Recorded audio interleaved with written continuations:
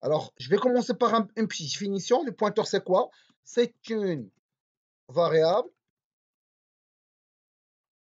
qui contient une adresse mémoire d'une autre variable. Alors, ça veut dire quoi concrètement? Ça veut dire qu'on a une variable, par exemple, int x. Alors, je vais le faire. Alors, int x égale à 5. Ça, c'est une variable. Maintenant, je veux récupérer l'adresse de x. Pourquoi je vais le récupérer? Jusqu'à maintenant, on va pas l'aborder. Mais jusqu'à maintenant, garde à l'esprit que je vais créer un pointeur qui s'appelle px, qui contient non pas une valeur 7, 6, 8, non, mais plutôt il contient l'adresse de x. À quoi sert jusqu'à maintenant? On n'a rien vu. Donc, donc, ça veut dire quoi concrètement? Ça veut dire que dans la mémoire, il y a une case qui s'appelle FF8000, c'est l'adresse, qui contient la valeur 5, et la variable x pointe sur la valeur 5. Maintenant, pour récupérer l'adresse de 5, à savoir f8000, il faut faire int étoile p de x égale à adresse de x. Alors maintenant, si on veut afficher, alors garde à l'esprit s'il vous plaît, garde à l'esprit cette équivalence. Alors x, c'est la même chose que étoile p de x. Ça veut dire étoile le pointeur. Et adresse de x, c'est la même chose que adresse, c'est la même chose que p de x. Donc ça, ce sont deux équivalences. X, c'est étoile P de X, et adresse de X, c'est P de X, sachant que P de X, c'est un pointeur sur l'adresse de X, bien évidemment, comme on vient de faire ici. Int étoile P de X égale adresse de X. Alors, maintenant, je peux afficher la variable X, val, pourcentage D, et pointeur, et pointe, pourcentage D. Alors, pour afficher un pointeur, soit on va faire pourcentage D, il va afficher vraiment l'adresse, mais juste pour changer le format d'affichage, alors, bon, je vais le garder dans un premier temps. Je vais le garder. Alors, ça, c'est la variable X. Maintenant, pour pouvoir accéder à l'adresse, c'est adresse de X.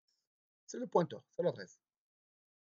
Maintenant, j'ai affiché les données sans faire référence au pointeur, simplement en faisant référence à X. Maintenant, le pointeur de X. Le pointeur de X.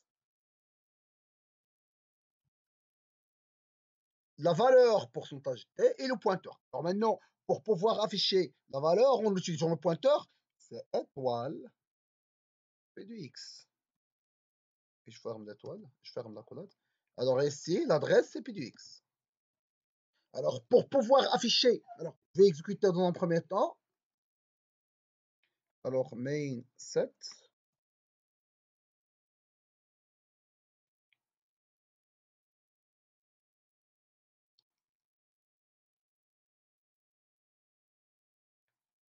Alors j'ai oublié un anti-slash n. Alors je vais faire un anti-slash n.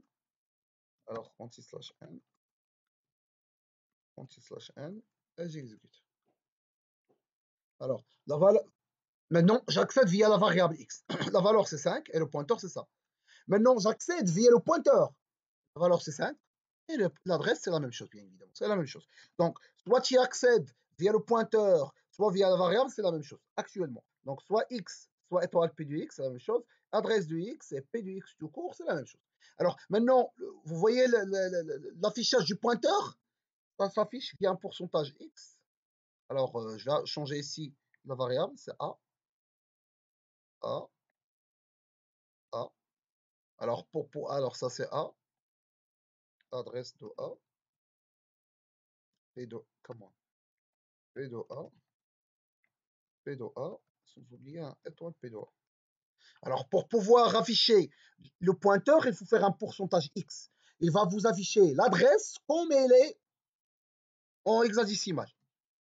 Okay? Parce que vraiment les adresses mémoire, c'est avec les hexadécimales. Vous voyez, maintenant l'adresse c'est 7 de FE14. La même chose ici, la même chose ici. Ça, c'est juste le même affichage, mais en utilisant le format hexadécimal. Donc, soit on affiche le pointeur avec un pourcentage D, ça affiche vraiment l'adresse mémoire, mais avec le décimal. Si vous voulez l'afficher en format hexadécimal, il faut faire un pourcentage X. Alors, ça, c'est le premier élément. Et par la suite, on va voir les tableaux.